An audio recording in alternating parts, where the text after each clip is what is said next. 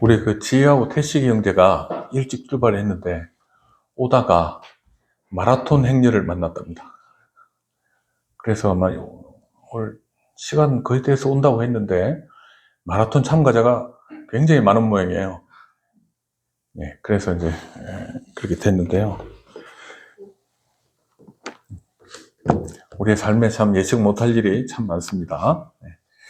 자, 오늘도 로마서 1장 16, 17절 말씀을 같이 읽겠습니다. 우리 같이 한번 읽겠습니다. 16, 17절. 자, 시작.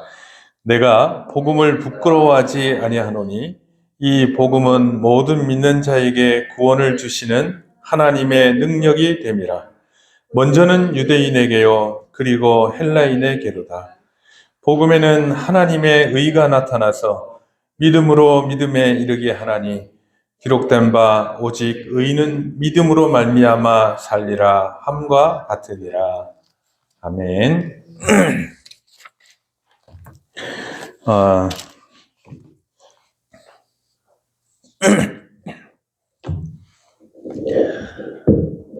네, 우리가 이제 구원의 서정이라는 걸 우리가 배웠죠, 여러분. 서정이 뭡니까, 여러분? 네, 순서. 서열이라고 했죠, 서열. 네, 서열이 지위를 말하는 게 아니라 이제 순서도 서열이라고 하죠. 그러니까 이제 구원의 내용을 이제 순서대로 정리해 놓은 게 이제 구원의 서정이라고 하는데, 이것이 시간적 순서가 아니라는 걸 여러분 알고 계시죠? 이제 논리적 순서다. 이게 먼저 오는 것이 논리적으로 맞다, 이렇게 생각하는 것입니다. 근데 우리가 이제 칭이 의롭다 하심을 받는다 하는 얘기를 이제 몇 주 전부터 우리가 보고 있는데, 칭의로 인해서 하나님의 법정에서 신자는 그 신분이 죄인에서 의인으로 바뀌게 됩니다. 여러분, 이제 재판 받으러 갔는데 이제 판사님이 판결을 하잖아요. 근데 판결하기 전에는 이게 유죄인지 무죄인지 아무도 모르잖아요. 물론 알 수는 있죠. 법리적으로 따지면 뭐 명백한 것이 있으니까. 그런데 이제 그래도 피고의 입장에서야 이거 판결 나기 전까지 조마조마하지 않습니까? 근데 이제 재판장이 무죄 이렇게 선언하면 어떻게 됩니까? 피고인 신분이 사라지고 자유인이 되는 것이죠. 그 죄에 대해서 무관한 사람이 되는 것입니다. 그러니까 이제 칭의는 하나님의 진노의 법정에서 하나님께서 우리를 무죄 선고하신 것이다 하는 것입니다. 그래서 칭의라고 하는 것이 하나님의 법정에서 하나님께서 우리를 의롭다, 죄 없다 라고 선언하신 것이니까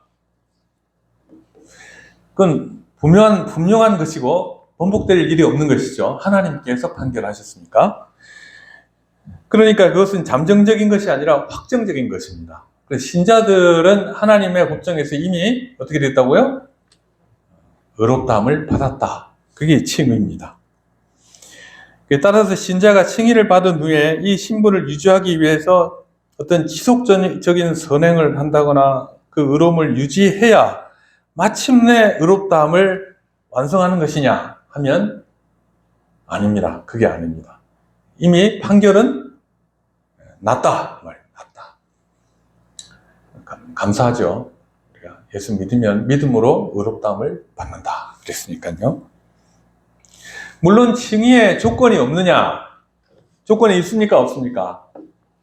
있습니다. 그것은 예수 그리스도의 능동적 순종과 수동적 순종. 여러분, 능동적 순종이 뭐죠, 여러분?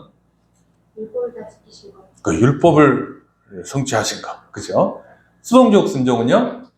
십자가에 달리신 것. 네. 죽으심은 우리의 죄를 담당하여 십자가 달려 죽으신 것이죠. 그때 이제 그리스도는 우리의 대표자가 되신 것이죠. 네, 그렇게 되신 것입니다. 자, 그렇게 해서 얻어진 완전한 의를 신자에게 전가시킨다는 조건. 그게 이제 유일한 조건입니다. 칭의의 조건은 그리스도의 의의 전가입니다. 결국 이 조건을 이루시는 분은 그리스도시고 칭의에 있어서 우리는 기여하는 것이 없고 또 기여할 수도 없다 하는 것입니다. 따라서 우리는 오직 은혜로 의롭다함을 받고 구원에 이르는 것이 맞습니다. 근데 이제 이게 전부냐? 구원 이후에 신자의 삶에 실제적인 변화가 난다고 하는 것이 성경의 가르침이죠. 예. 그것을 성화라고 하고, 성화를 통해서 그렇게 되는데, 성화는 의인이라는 존재의 변화에 상응하는 거룩한 삶이 그 삶 속에 이제 이루어져 가는 것이다. 그 말입니다. 그러니까 말로만 의인 이게 아니라 의인하게 네가 살아라 이것도 아니고, 하나님께서 이제 그 의롭다 하신 것을 성령께서 우리 가운데 이루어 가시는 것. 그래서 의인답게 만들어 가시는 것이 뭐다? 성화다. 그 말입니다. 신자가 의롭다 하심을 받았으나 실제적인 변화가 전혀 없다는 것은 그 자체가 모순이에요. 여러분. 교회에서는 이런 말 잘 안 하죠. 잘 안 하죠. 그런데 여러분, 우리가 가만히 생각해 보세요. 논리적으로 생각해 보세요. 하나님께서 우리를 법정에서 칭의를 통해서 의롭다 하셨죠?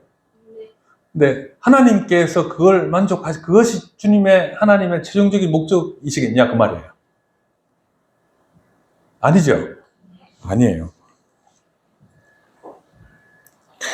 이렇게 거룩함을 이루어가는 성화는 칭의와 함께 시작되고, 또 칭의가 자라난다라고 하는 표현이 좀 어폐가 있지만, 칭의와 성화는 계속적으로 움직인다. 발전해 간다. 자라난다. 그런 것입니다. 그리고 칭의와 성화는 구분되지만 분리되지 않기 때문에 이것을 뭐라고 하죠? 칭의와 성화를 이중은총이다. 그렇게 얘기합니다. 이중은총이라는 말의 의미는 뭐냐면, 이 둘은 구별되지만 분리되지 않는다. 구별되지 않는다. 이건 이 내용은 다르지만 이것이 따로 떨어져서 역사하는 것이 아니다. 그러니까 그 말은 뭘 말하는 것이죠? 의롭다함을 받은 사람은 반드시 성화의 과정이 있다는 거예요. 그것이 시작된다는 것이죠. 그러니까 여러분, 우리가 이제 신자라고 하면 우리가 이제 침체되어 있을 때도 있고 하지만, 신자는 거룩한 모습으로 변모되어 가는 것이 그게 옳은 것이다. 그 말이에요. 성경의 가르침이다. 그 말입니다. 그래서 이중은총이라고 한다. 그 말이에요. 그래서 신자의 삶에 있어서 칭의와 성화는 별개로 떨어진 것이 아니다라고 하는 것입니다. 그리고 오늘은 이제 이 부분, 구원에 대한 이 부분에 대해서 좀 더 심도 있게 좀 살펴보려고 합니다. 자, 구원은 단순히 과거의 죄를 씻어내는 법정 선언에 그치는 것이 아니다. 그러니까 이 말이에요, 여러분. 우리가 의롭다함을 받았으니까 나 죄인 아니야. 맞는 말입니까? 틀린 말입니까? 맞는 말이죠. 그러니까 난 구원은 받았어. 이제 이렇게 하고 구원에 대한 모든 문제가 끝나는 것이냐? 아니다 그 말이에요. 복음이 신자를 최종적인 영광으로 인도하는 하나님의 능력이다라고 여기 얘기하고 있죠. 복음은 모든 믿는 자에게 구원을 주시는 하나님의 능력이 됨이라, 그렇게 얘기를 하죠.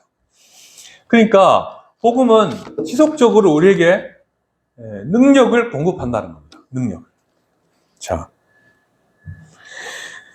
그래서 칭의와 성화가 분리되지 않을 뿐만 아니라 다른 구원의 서정들과 결합되어 구원의 현재성이라는 특성이 나타난다. 구원은 과거에 끝난 사건이 아니라 지금 우리에게도 현실이고 이루어져 가는 어떤 것이다. 구원은 과거의 회심 경험이나 이미 끝난 재판이 아니라 현재의 삶에서 구원이 의미하는 바를 실제로 성취해 나가는 역동적인 것이다. 그 말입니다. 구원은 칭의에서 멈춰져 버리는 것이 아니라 계속적으로 전진해 나간다.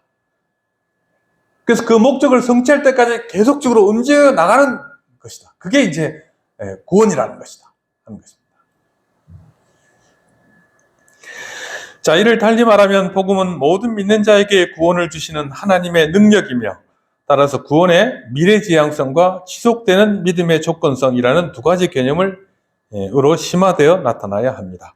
그래서 구원의 미래지향성, 말이 굉장히 어렵죠, 여러분. 예? 우리 지금도 설명하려고 하는 겁니다. 그 다음에 또 뭐죠? 지속되는 믿음의 조건성. 그 조건이 뭐냐 하면 신자의 삶이 지속적으로 발전해 나가야 된다는 거예요. 그것이 뭐라고요? 정상이란 말이에요. 정상이다. 자, 그러면 이제 이 두 가지 개념을 한번 우리가 다뤄보겠습니다. 먼저 모든 믿는 자라는 말을 좀 주목해서 봐야 돼요. 이건 이제 제가 혼자 그 독방에 골방에서 발견한 것이 아니라 이게 굉장히 중요한 신학적 주제입니다. 자, 우리 16절 한번 읽어보겠습니다. 자, 시작. 내가 복음을 부끄러워하지 아니하노니 이 복음은 모든 믿는 자에게 구원을 주시는 하나님의 능력이 됨이라. 먼저는 유대인에게요, 그리고 헬라인에게로다. 그랬습니다. 자, 이 복음은 모든 믿는 자에게 구원을 주시는 하나님의 능력이 됨이라는 구절 속에 중요한 개념이 들어있는데, 여기 모든 믿는 자라는 말이 나오죠. 믿는 자.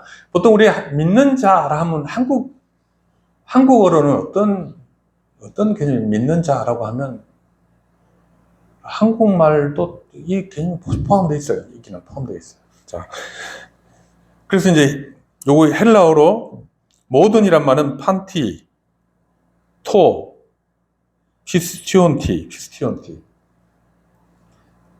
피스티스란 말이 믿음이란 말이거든요. 피스티온티라고 하는 말은 여기 말하는 대로 현재 분사형 단어다. 그 말입니다. 믿는 자라는 말은 토 피스티온티라는 말입니다. 자, 참된 신앙이란 일회적 사건에 그치는 것이 아니라 성령의 견인하게 하심 속에 끊임없이 작용하는 역동적 상태임을 말해줍니다. 이 말은 사실은 성도의 견인과도 관련이 있어요. 견인은 끝까지 인내하는 것이죠. 그래서 반드시 구원을 이룬다는 것이죠. 하나님께서 택하신 자들은, 그죠? 그러니까 그 사이에 너가 잘 견뎌가지고 구원을 이루라. 그게 아니라 하나님께서 성령님을 통해 가지고 우리가 삶의 모든 그 시간 속에서 구원받은 이 사실을 인내함으로 지켜나가게 하시는 일이 있단 말이에요.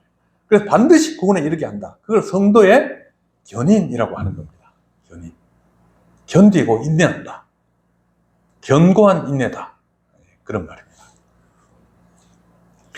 자, 그런데 여기 이제 그 피스티온티라고 하는 말이 분사입니다. 저도 이제 뭐 어학 잘 못하는데 분사란 말은 제가 쭉 찾아보니까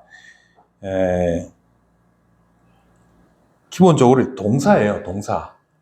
동사형 동사였어요. 이게 이제 그러니까 피스티오티라고 할 때 피스티오라고 하는 말이 믿는 것이거든요. 믿는 거, 믿음, 믿는다 이런 뜻이거든요. 근데 이게 분사는 뭐냐면 동사의 성질, 동사예요. 동사. 믿는다는 동사예요. 가지면서 동시에 형용사처럼 명사를 수식하거나 보호 역할을 하는 것. 그러니까 동사인데 수식어가 되는 형용사처럼 어떤 사실을 수식하는 거. 예. 그게 이제 여기 말하는 분사입니다. 그러니까 동사에서 분리된 혹은 변신한 형용사를 말한다. 말입니다. 그러니까 믿는다 하는 동사인데 이것이 어떤 것을 꾸미고 있는 것이다. 자, 그러므로 주동사의 시점과 동시적으로 일어나는 것, 현재 분사니까. 그 다음에 특별히 그 분사가 믿는이란 말인데 여기 관사 to가 붙어가지고요. 우리 영어에 the가 붙는 것처럼 명사적인 용법으로 쓰일 때는 그 사람의 정체성을 규정합니다. 그래서 토 피스티온티라고 하는 말은 믿는 자죠. 믿는 자가 되는 거예요. 믿는 자. 거기 관사가 토라는 그 관사가 붙어가지고 그렇습니다. 그래서 믿는 사람. 근데 현재형이니까 이게 이제 우리가 생각하는 것과 조금 더 깊이 들어갈 수 있는 것이죠. 따라서 현재 분사를 포함하는 믿는 자는 과거형이 아니란 말이에요. 한번 믿었던 사람이 아니라 계속해서 믿고 있는 사람, 혹은 믿음으로 살아가는 사람을 의미한다. 그러니까 우리말에도 이런 의미가 있죠. 그죠? 믿는 자라고 할 때는요. 믿는이니까. 그러니까 이제 이게 여기서는 그 헬라어나 영어 같은 데는 그런 의미가 더 분명하니까. 그러니까 이건 계속 믿고 있는 사람을 말한다. 믿어가지고 다 끝나버린 사람이 아니고, 믿은 사람이 아니고, 믿어버린 사람이 아니고, 믿고 있는 사람이다. 그 얘기입니다. 즉, 구원을 성취하시는 능력이 믿음이라는 지속적인 통로를 통해 신자의 삶 속에 계속해서 유입되는 상태를 말한다. 그러니까 하나님의 능력이 이 사람, 신자의 믿음을 통해 가지고 계속적으로 신자의 내면 속에, 삶 속에 그 능력이 유입되고 있는 것. 그걸 말하는 것이다. 그 말입니다. 자, 이런 문법적 해석은 구원을 얻는 조건으로서의 믿음이 정적인 동의에 머무는 것이 아니라 인격적인 신뢰의 지속적이고 역동적인 그 점을 이제 여기서 강조하고 있는 것이다. 하는 것입니다. 그러니까 여러분, 믿음이라고 하는 것이요. 나는 믿음으로 의롭다함을 받았어. 이렇게 끝나는 게 아니라 그렇게 또 받은 후에 계속적으로 하나님의 능력이 이 사람의 믿음을 통해 이 사람 속에 역사하고 성장해 나가고 거룩해져 가고 하는 일들이 일어나는 것. 그게 이제 구원이라는 얘기예요. 그 믿음이라는 얘기고. 자, 그 다음에 이제 17절 같이 한번 읽어보겠습니다. 자, 시작. 복음에는 하나님의 의가 나타나서 믿음으로 믿음에 이르게 하나니 기록된 바 오직 의인은 믿음으로 말미암아 살리라 함과 같으니라.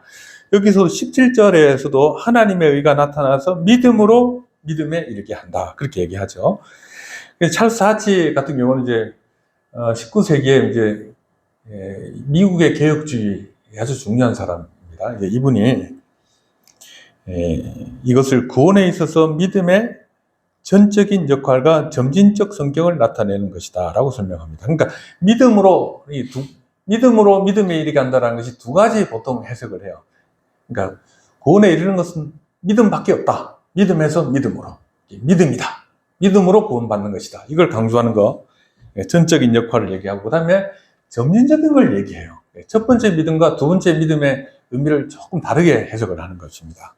자, 그 보면 믿음으로, 앞에 나오는 믿음으로는 믿음이 의를 받는 출발점이다. 그러니까 구원받을 때 믿음으로 받는다. 그러죠?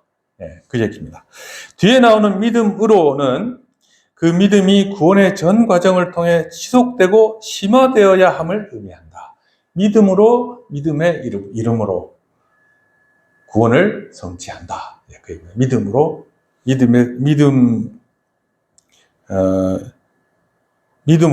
믿음에 이르게 한다. 그 얘기입니다. 그래서 이 구절을 오직 믿음에 의해서만 구원받는다는 강조의 표현으로 보기도 합니다만 더 나아가서 인간의 행위가 개입될 여지를 차단하고 구원의 처음부터 끝까지 믿음이 중심적인 역할을 감당하는 것으로 봅니다. 그러니까 여기서도 그럼 믿음에서 시작해가지고 계속 믿음으로 가는 것이죠. 그러니까 진행적인 의미. 계속해서 앞으로 나아가는 의미. 이것이 이제 이 단어 속에 있다 하는 얘기입니다. 이 구절 속에. 그 다음에 하박국 2장 4절은 어디냐면 로마서 1장 17절의 뒷부분이에요. 오직 의인은 믿음으로 말미암아 살리라. 함과 같으니라. 이게 이제 하박국 2장 4절을 인용한 것이에요. 오직 의인은 믿음으로 말미암아 살리라. 이걸 이제 바울 사도가 인용을 한 것입니다. 자, 그러니까 여기서 의인은 믿음으로 말미암아 살리라고 덧붙인 것은 믿음이 생존과 생활의 원동력임을 확증하고 있습니다. 살리라는 미래 시제는 살리라라고 하는 미래 시제는 종말론적인 구원뿐만 아니라 이 땅 위에서 신자가 믿음의 활동을 통해 영적인 생명을 계속해서 유지해 나가는 상태를 포괄적으로 표현하고 있다라고 하는 것입니다. 자, 그럼 여러분 생각할 때 다 알고 있는 걸 왜 저렇게 열변을 토하시나 이렇게 생각할 수 있겠죠. 근데 이제 한 번 더 생각해 보세요. 그러니까 우리도 자칫 구원은 과거의 어떤 사건을 통해 이미 뭐 나한테 다 이루어진 것이다. 이렇게 생각할 수가 있단 말이에요. 그게 아니라 믿음의 성격은 뭐냐면 계속적이에요.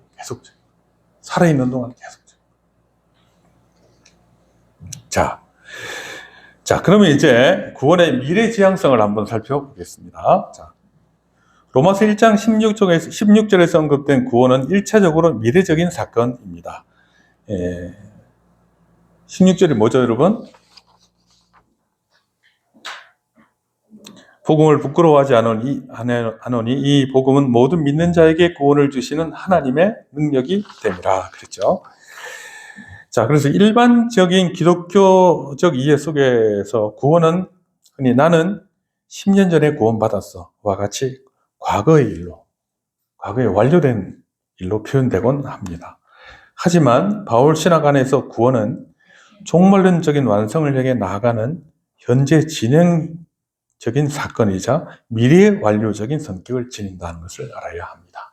그럼 이제 이렇게 말하면 여러분, 내 구원이 아직 확정된 게 아니야? 이렇게 생각하시겠죠?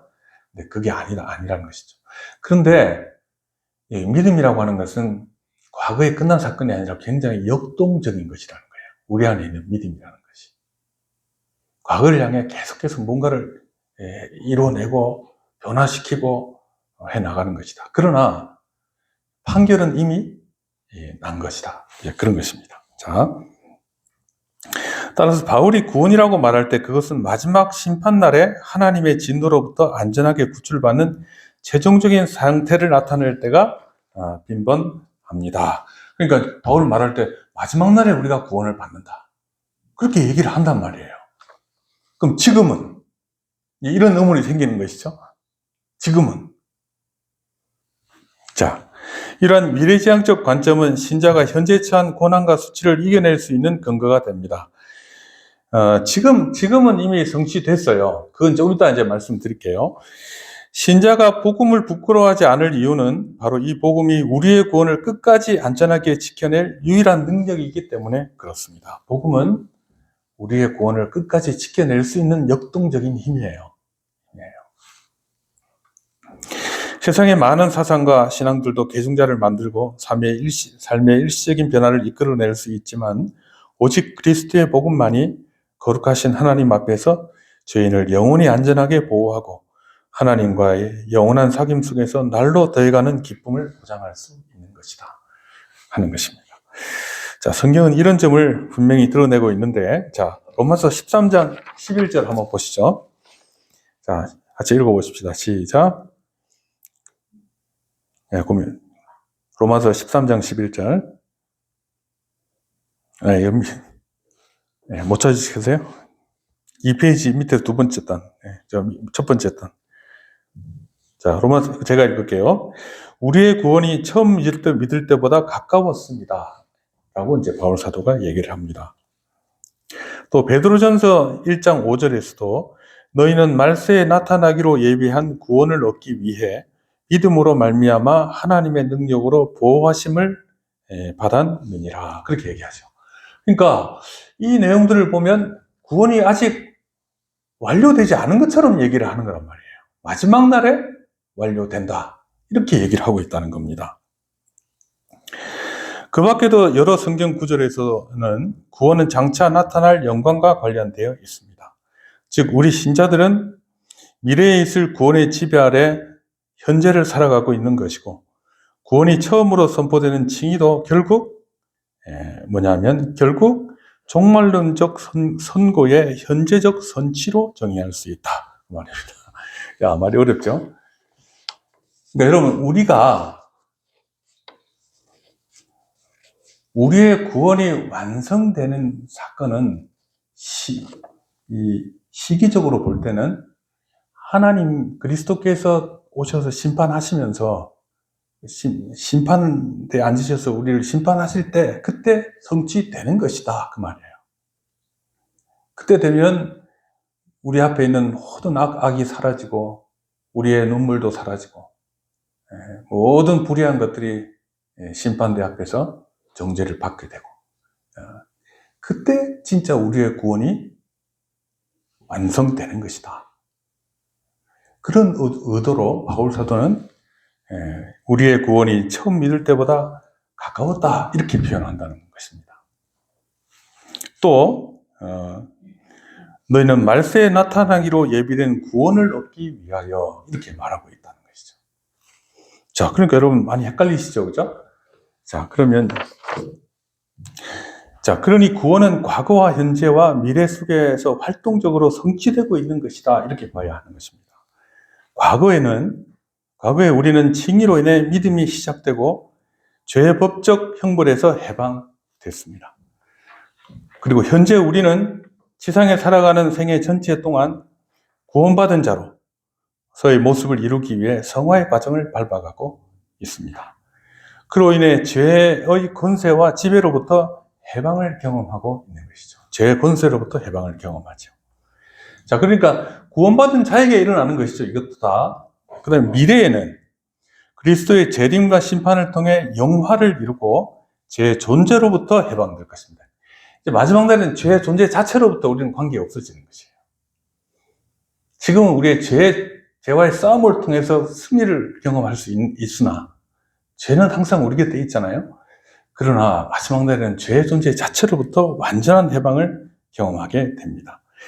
자, 이 세 가지 단계는 단절된 것이 아니라 하나의 유기적인 복음의 능력 안에서 작동합니다.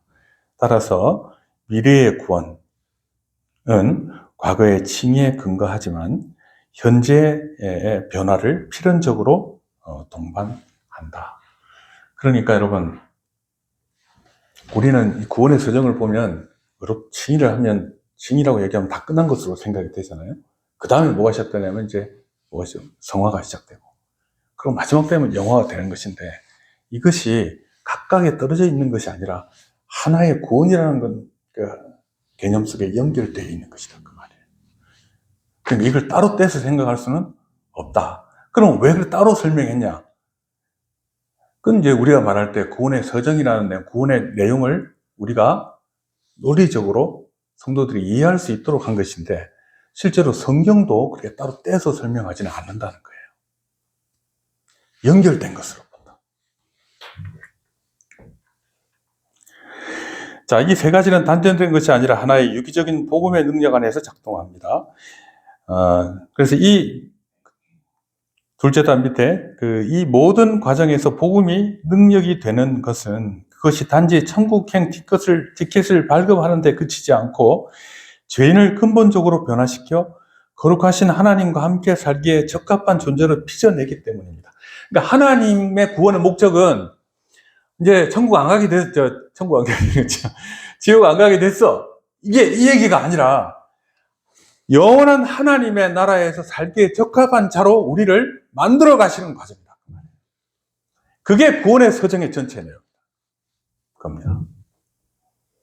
그러니까 지금 이제 신자가 신앙생활을 하면서 나는 지옥에 안 가니까 됐어. 그러니까 세상 것 마음껏 즐기고 살자. 그게 구원받은 자의 그 사고방식이어서는 안 된다는 겁니다. 구원은 우리가 마지막에 받게 되는 놀라운 종말론적 구원. 그 이후에 해도 없고 달도 없고 오직 그리스도와 하나님의 영광이 빛나는 영원한 나라에서 살게 될 그 삶을 바라보면서 살아가는 것이 신자의 삶이다 그 말이에요. 그 이외의 것이 신자의 목표가 될 수는 없다는 거예요. 자, 그래서 이제 구속사라는 걸 한번 살펴보겠습니다. 자, 우리는 전통적인 개혁주의의 구원의 서정 교리를 구속사적인 틀 안에서 다시금 숙고함으로써 그 이해를 풍성하게 할 필요가 있습니다. 구속사는 성경의 있던 성경신학적이에요. 성경의 순서, 역사적 순서, 성경이 가르치는 순서에 따라서 성경을 보는 것이고, 그 다음에 이게 이제 개혁주의 조직신학은 주제별로 공부를 하는 것인데, 사실 두 개 따로 있는 것이 아니라 보는 방향, 설명하는 방향이 다른 쪽에, 관점이 다른 게 있는 것이죠. 자, 우리 개인의 구원과 직결될 뿐만 아니라, 구원이라고 하는 것은 우리 개인의 구원과 직결될 뿐만 아니라 모든 언약을 성취하시는 결정적인 구속사적 사건인 그리스도의 부활, 이것과 관련이 있다는 거예요. 그러니까 구원이라고 말할 때 우리는 흔히 구원의 서정이 잘못된 게 아닙니다. 그러나 이제 구원의 서정을 바라보면 내 개인의 구원에만 자꾸 집중을 한다는 거예요. 근데 우리의 구원만으로는 성취되지 않아요. 역사적인 성취가 있어야 우리의 구원이 성취되는 겁니다. 그러니까 그걸 따로 자꾸 떼서 자기 속만 들여다보면서 나 구원받으면 어떻게 구원받지? 이런 것만 자꾸 생각하면 안 된다는 거예요. 왜냐하면 그 구원이 이루어지기 위해서는 구속사적인 성취가 있어야 되기 때문이에요. 자, 그래서 이제 구속사적으로 결정적인 사건이 뭐냐면 그리스도의 부활입니다. 여러분, 우리 신자들의 이 세상 영원한 나라에 들어가기 전에 이루어야 될 구원의 마지막 사건이 뭘까요, 여러분? 부활이에요, 부활.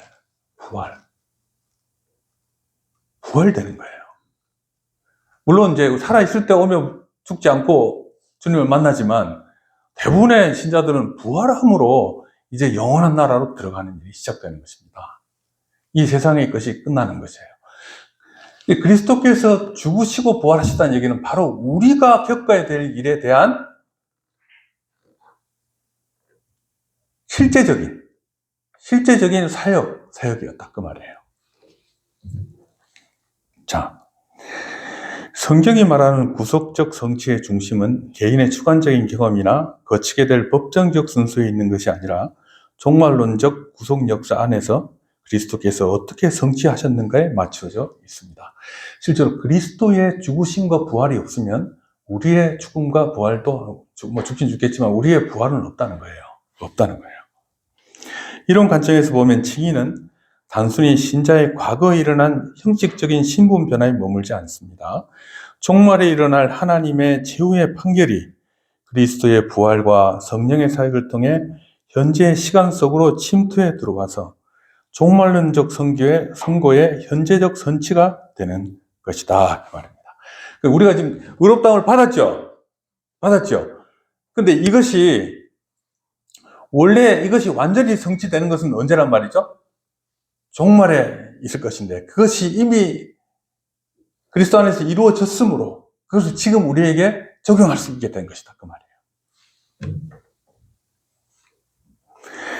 즉 우리가 받은 칭의도 시간 속에서 단절된 하나의 사건이 아니라 영원한 작정에서 시작되어 그리스도의 부활에서 객관적으로 성취되고 그리스도의 죽으심으로 우리의 구원의 죽음과 부활에 대한 구원, 의롭다 하심이 객관적 사실로 이루어졌고 그 다음에 믿음을 통해 우리가 주관적으로 그걸 받아들임으로 우리가 의롭다함을 확신하게 됐고 근데 거기서 끝나는 것이 아니라 결국 최후의 심판날에 모든 피조물들 앞에서 공적으로 선포되어지는 역동적인 과정이다. 그 말입니다. 그러니까 우리의 구원이라고 하는 것이 굉장히 우주적인 사건이에요. 그것이 우리 가운데 선취되었단 말은 결과는 바뀌지 않는다는 거예요. 그러나 실제로 그 일은 언제 이루어진다? 종말에 이루어진다.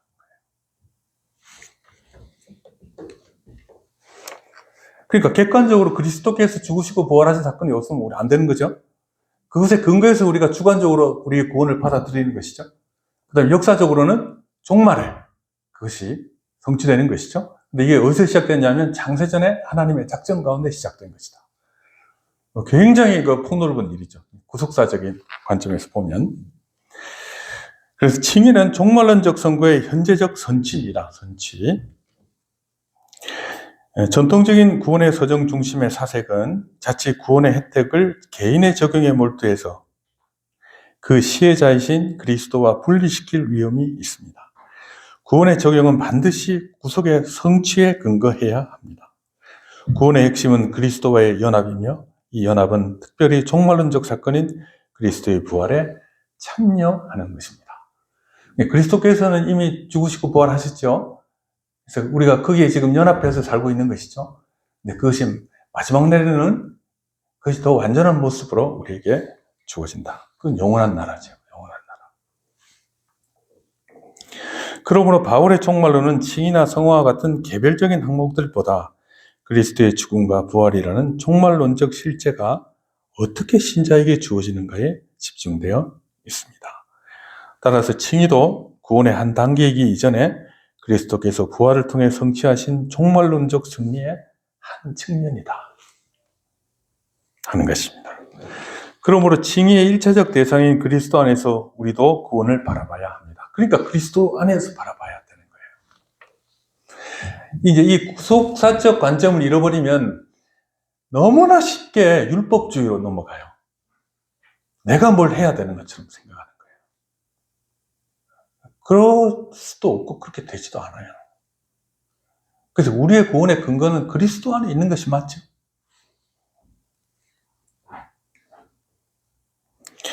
자, 바울 사도는 크도다 경건의 비밀이여 그렇지 않다 하느니 없도다. 그는 육신으로 나타내신 바 되시고 여기 뭐라고 되어 있죠? 영으로 의롭다 하심을 받으시고 예수 그리스도의 칭의는 어떻게 얻어졌죠? 그리스도께서 우리를 대신하여 제물이 되시고 죽으심으로써 하나님께서 그를 의롭다 하셨다 하는 것입니다. 누구를? 그리스도를. 이때 그리스도는 우리의 대표자로서의 그리스도이시죠. 자, 그리스도의 칭의를 언급했고 그 다음에 로마서 4장 25절에도 예수는 우리를 의롭다 하시기 위해 살아나셨느니라. 살아나신 이유도 뭐죠? 부활하신 이유도 우리의 의를 완성하기 위해서. 바울 사도는 그리스도의 부활이 곧 그리스도의 법정적 칭의 사건이라고 주장합니다. 그러니까 무죄 판결을 받으신 사건이다. 부활이. 무죄 판결이 아니면 부활 못 받는 거예요. 그리스도는 인간의 죄를 짊어지시고 육신으로는 정죄를 받아 죽으셨으나 성결의 영으로는 부활하심으로써 자신이 하나님의 아들임과 그가 행한 모든 순종이 완전히 의로운 것이었음을 공적으로 선언받으신 것입니다. 그래서 그리스도가 성결의 영으로 부활하셨다는 얘기도 하죠, 그죠? 그러나 그 아버지께서 그를 일으키셨다는 얘기도 해요. 그 얘기, 아버지께서 일으키셨다고 할 때는 그에 대한 죄가 없다고 하는 것을 선포하신 것이다. 그 말입니다. 자, 이는 종말에 일어날 하나님의 승리와 최후의 심판의 판결이 역사 한복판에서 그리스도의 몸을 통해 선제적으로 일어난 것입니다. 객관적으로 하나님의 모든 법적인 일들이 그리스도 안에서 성취된 것입니다. 신자가 믿음을 통해 그리스도와 연합할 때 그는 이미 부활을 통해 종말론적 칭의를 얻으신 그리스도의 상태에 동참하게 되는 것입니다. 신자의 칭의는 새로운 판결이 아니라 우리의 머리 대신 그리스도에게 내려진 종말론적 무죄 선언이 그 지체인 신자에게 적용되는 것이다. 그러니까 여러분, 우리가 지금 이제 의롭다 하심을 받았다라고 말하는 것은 그리스도와 연합되어 있기 때문이에요. 이미. 제가 좀 조심스러운 거는 그러니까 우리 칭의가 아직 완성 안 됐다는 얘기야? 그런 게 아니고 그리스도께서 부활하심으로 완성됐죠? 그러니까 마지막 그 역사적으로는 끝이 있기 때문에 그때 가서 그것은 지금도 온전하지만 그 최종적인 결말을 맞게 되는 것이다. 그 말이에요. 자, 그러면 또 나오는데 칭의는 종말론적 선고의 현재적 선치다. 그 말입니다. 그러니까 모든 것이 갖춰져 있어요. 이제 뭐만 남았다고요? 선고만 남은 거예요. 선고만. 우리는 이미 그리스도와 연합이 이루어졌잖아요. 우리의 의는 이루어진 것이죠. 뭐가 남아있다? 종말론적 선고가 남아있는 것이다. 자, 그러면 이제 이 사실을 우리가 알 때 우리의 믿음을 어떻게 바라봐야 되겠냐?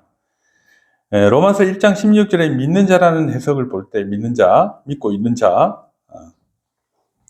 구원은 믿음의 본질이 단회적 결단이나 지적인 동의가 아니라 그리스도께 전인격적으로 연합되어 삶의 전 영역에서 인내하는 성격인 것을 알 수 있습니다. 믿음이라는 게 뭐냐? 끝났어. 다 됐어. 이게 아니란 말이에요. 바울 사도는 너희가 만일 내가 전한 내 말을 굳게 지키고 헛되이 믿지 아니하였으면 그로 말미암아 구원을 받으리라. 마치 구원 아직 안 된 것처럼 얘기하잖아요. 네. 만약 신자가 헛되이 믿거나 복음을 굳게 잡지 않는다면 그 믿음은 구원에 이를 수 없는 죽은 믿음이다라고 얘기하는 겁니다. 그렇다고 하면 그 믿음은 지속돼야 된다는 것이죠. 그렇지 않으면 그건 죽은 믿음이다. 지속되는 믿음은 구원을 받기 위한 선행적 공로, 여기 선행은 착한 일입니다. 착한 일. 착한 일로 받는 것이 아니지만 구원의 서정 속에서 반드시 나타나야 할 필수적인 조건이자 증거가 됩니다. 그러니까 신자의 삶 속에 지속적으로 역동적으로 움직이는 그 믿음의 열매들이 있어야 된다는 거예요. 그러면 이제 우리 생각할 때 우리가 어떻게 살아야 됩니까? 근데 여기서 이제 이 열매들을 만들어내는 것이 하나님의 일이라는 거예요. 근데 이 내용이 우리의 웨스트민스터 신앙고백서에도 믿음을 보이라고 한다고 해요. 하나님께서.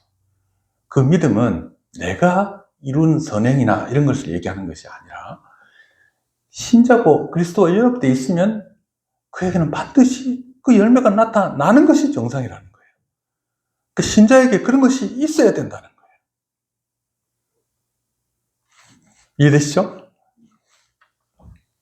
그래서 이게 다시 율법주의로 돌아가는 것이 아니다 그 말입니다. 네. 자, 이와 같은 믿음의 지속성, 그러니까 믿음은 계속되는 것이다. 미래의 은혜를 통해 설명됩니다. 신자가 믿음을 지속할 수 있는 이유는 과거에 받은 은혜에 대한 기억 때문만이 아니라 앞으로 매 순간 공급될 미래의 은혜에 대한 신뢰 때문입니다. 죄의 본질이 뭐냐? 죄는 하나님보다 더 만족스러운 것을 줄 것이다 라는 거짓된 약속에서 죄가 나옵니다. 따라서 신자가 죄를 이기고 믿음을 지키는 유일한 근원은 하나님의 약속이 죄의 약속보다 훨씬 탁월하다는 우월한 약속에 대한 신뢰. 하나님께서 우리에게 주시고자 하는 것은 이 세상의 것과 비교할 수 없는 것이다 라고 하는 믿음, 신뢰로부터 나오는 것이다. 전통적인 관점의 기독교 윤리는 과거에 받은 은혜에 대한 감사와 보답이 믿음의 동력이 됩니다. 이는 은혜에 대한 부채를 갚으려는 의무감, 빚진 자이죠. 순종의 성격을 갖습니다. 유혹에 대해서도 하면 안 된다는 율법적 억지에 근거하며 믿음의 기능도 죄 용서의 수단이라는 소극적인 모습을 띠고 있습니다. 이것이 여러분 우리가 늘 봐왔던 그 기독교적 윤리 어떻게 살 것이냐의 문제였어요. 근데 이거 잘못된 게 아니에요. 근데 우리는 여기서 우리의 믿음이 계속적으로 자라나고 움직이고 또 지속되는 것이다 라고 걸 할 때는 성경 안에서 좀 더 적극적인 면을 성경에서 얼마든지 발견할 수 있다는 거예요. 자, 미래의 은혜를 바라보는 지속적인 믿음의 관점에서는 미래에 주실 하나님의 약속에 대한 만족이 믿음의 동력입니다. 순종의 성격은 더 큰 기쁨을 향한 자발적인 추구입니다. 여러분, 우리가 하나님께 받을 것이 너무나 엄청나게 크고 좋은 것이에요. 우리가 그걸 생각을 안 하면 안 돼요. 유혹을 극복하는 힘도 하나님의 약속이 더 좋다는 사실의 확인에서 나오는 것이다. 그러니까 우리의 믿음이 하나님께서 우리에게 주시는 복, 은혜, 이것에 대한 지식을 더 넓혀 나가야 된다는 거예요. 그렇게 생각해 보면 하나님께서 우리에게 주시는 하나님의 약속이라고 하는 것은 참으로 우리가 생각하는 것 그 이상의 이상이다.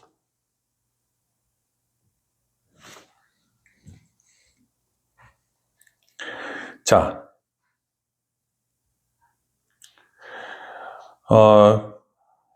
믿음의 기능은 삶을 정결하게 하는 지속적인 능력이 된다. 이 믿음을 가지고 있을 때, 우리는 하나님께서 주신 걸 더 받아 누려야 되겠네? 라고 할 때, 우리가 죄를, 지금 어떡하지? 소극적인 자세가 아니라 하나님의 은혜를 받아 누리자. 영원한 삶에 대한 소망을 가지고 살자.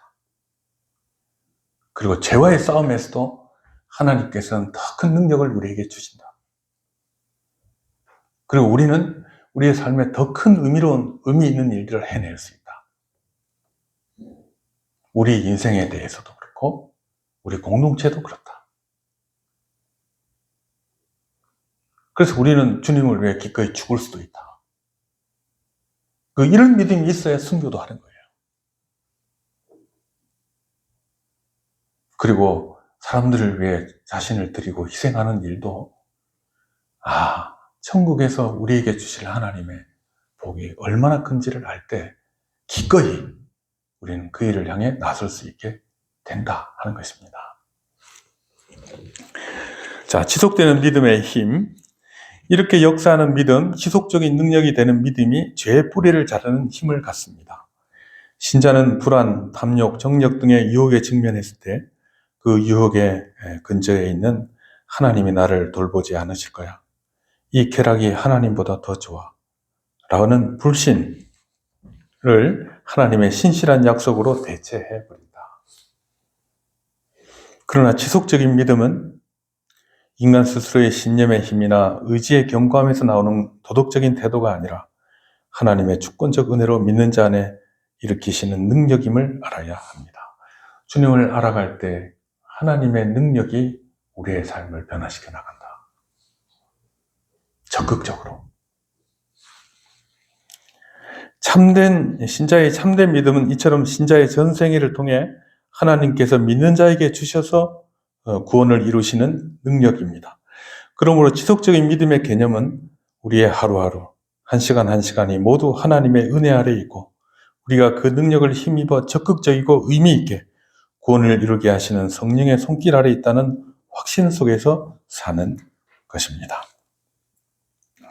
이것을 통해 열매를 맺어가는 삶, 인격적 성숙과 사람들을 향한 깊은 사랑과 섬김의 삶을 의미 있게 살아가는 것 뿐만 아니라 마지막 구원의 성취에 대한 확신이 신자의 믿음의 내용이다 라고 하는 것이죠.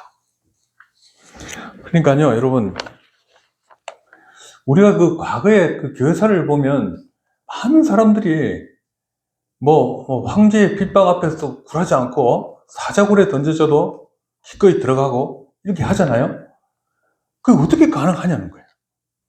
그것은 우리가 지금까지 생각했던 죄에 대한 어떤 싸움, 이것이 중요하지 않다는 게 아니라 이것도 포함해서 긍정적인 부분, 그러니까 하나님께서 우리에게 약속하신 것에 대한 확신, 그 삶이 얼마나 탁월한 것이냐에 대한 믿음, 이것에서부터 우리의 삶에 힘이 나온다라고 하는 것입니다. 그러니 여러분의 삶에 대해서도 우리가 지금 이렇게 생각해 보니까 하나님이 주시는 것은 세상 것과 비교할 수 없이 좋은 것이 맞지, 그런 생각 드시죠? 그 하나님의 능력은 지금 우리에게도 역사하시지, 그렇죠? 우리 인생에 있어서도 우리는 어떨 때는 억눌려 있고